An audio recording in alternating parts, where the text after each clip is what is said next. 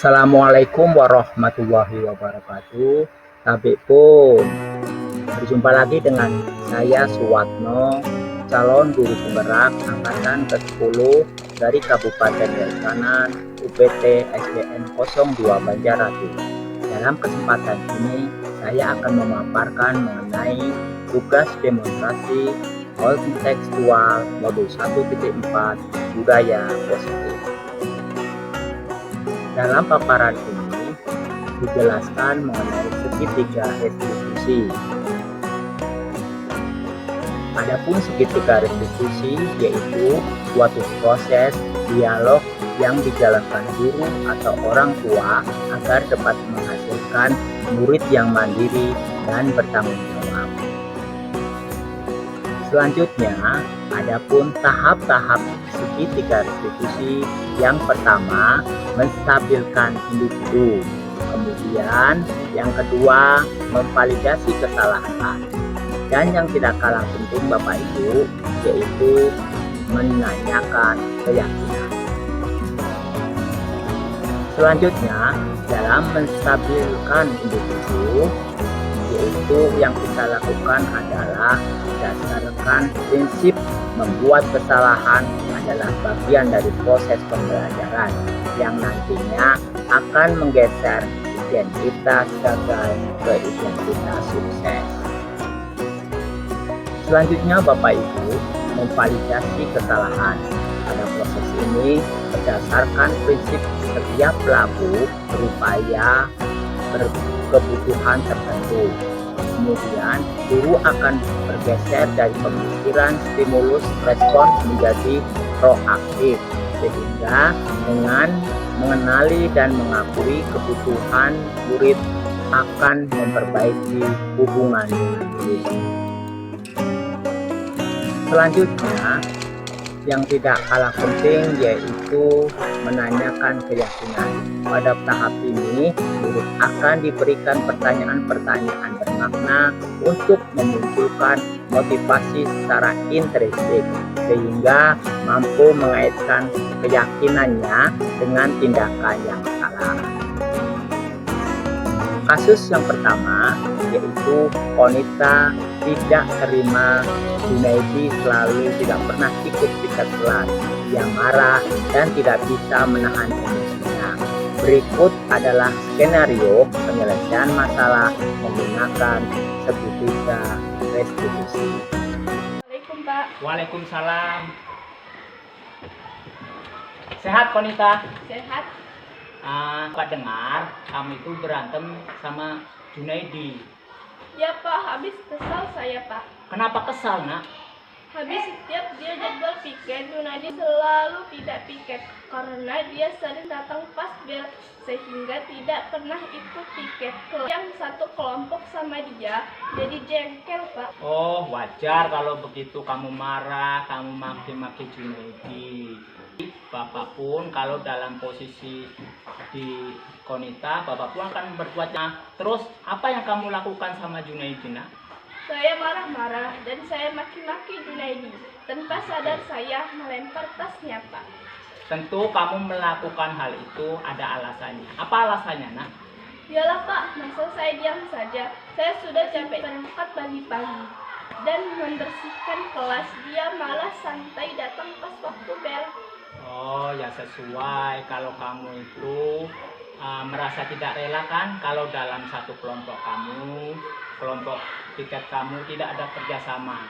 Bapak menghargai tindakan kamu itu. Mungkin kalau pemikiran kamu nggak jernih bisa lebih buruk dari itu.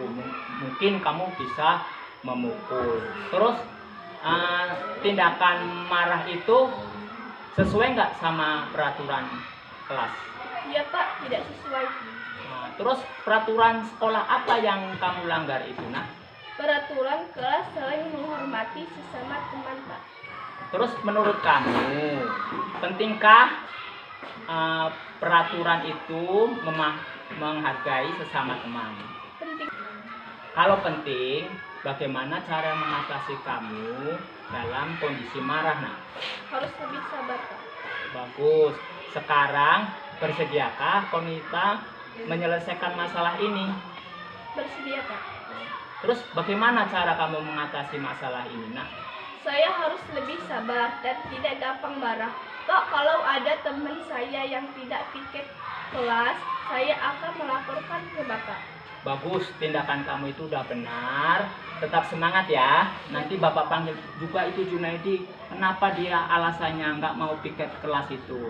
Ya, terima kasih bisa kembali ke kelas. Makasih ya, Konita. Waalaikumsalam, Pak. Waalaikumsalam. Sehat, Konita? Sehat. Assalamualaikum warahmatullahi wabarakatuh. Saya Konita, kelas 5. Terima kasih Pak Watno. Saya senang diajak diskusi untuk menemukan solusi ketika saya marah. Saat teman saya tidak piket, saya harus lebih bersabar dan tidak emosi lagi ke depannya. Terima kasih Bapak. Sehat, Pak. Bapak lihat tadi itu kamu nggak lengkap memakai topi dan dasi saat upacara. Iya, Pak. Sudah berapa kali kamu itu nggak lengkap memakai dasi dan topi saat upacara? 5 kali, Pak. Oh gitu. Jadi kalau memakai topi, tidak memakai topi dan dasi itu saat upacara merupakan suatu kesalahan nggak? Iya, Pak. Oh ya, bagus. Sekarang menurut Bapak berbuat itu adalah manusiawi. Tapi gimana kita caranya mau belajar dan mau merubah kesalahan tersebut. Setuju? Setuju, Pak. Sekarang marilah kita cari solusi terhadap masalah kamu ini. Iya, Pak. Oke. Jadi tidak lengkap memakai dasi dan topi itu kan suatu kesalahan. Menurut kamu itu apa penyebabnya kamu nggak lengkap memakai dasi dan topi? Saya merasa kurang nyaman memakai topi dan terasa gerah, Pak. Oh, jadi gitu ya. Kalau tidak memakai topi dan dasi itu, menurut kamu itu dengan peraturan sekolah? Tidak sesuai, Pak. Bagus. Kemudian, peraturan sekolah manakah yang sudah kamu langgar apabila kamu tidak memakai topi dan dasi? Peraturan kedisiplinan. Ya. Terus, menurut kamu, penting nggak kedisiplinan itu buat kamu, Nak?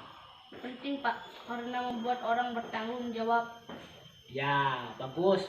Bertanggung jawab itu sangat penting untuk membentuk karakter kita lebih baik. Kemudian, bagaimana solusinya kamu untuk mengatasi masalah ini? Ya, Pak, saya menyesal sering tidak lengkap saat upacara. Saya mohon maaf sering.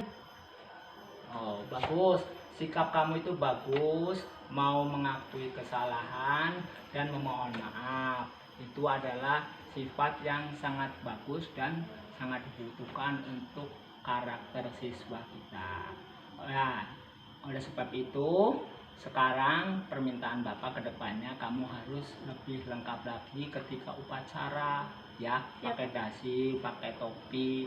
Kalau orang lain ini bisa, kenapa kamu enggak? Terus apa yang kamu lakukan ke depannya nanti? Saya akan membiasakan memakai topi dan dasi siswa lain yang nyaman pakai topi dan dasi. Kenapa saya tidak bisa? Oh ya, oke, jadi itulah, Nak. Jadi kenapa orang lain bisa nyaman pakai topi? Saya juga harus bisa nyaman, ya karena itu peraturan sekolah. Kedepannya seperti yang Bapak sampaikan tadi, harus lebih rapi ketika upacara, pakailah topi dan dasi. Oke? Ya. Terima kasih Eza. Silakan kembali ke kelasnya ya. Ya, Pak.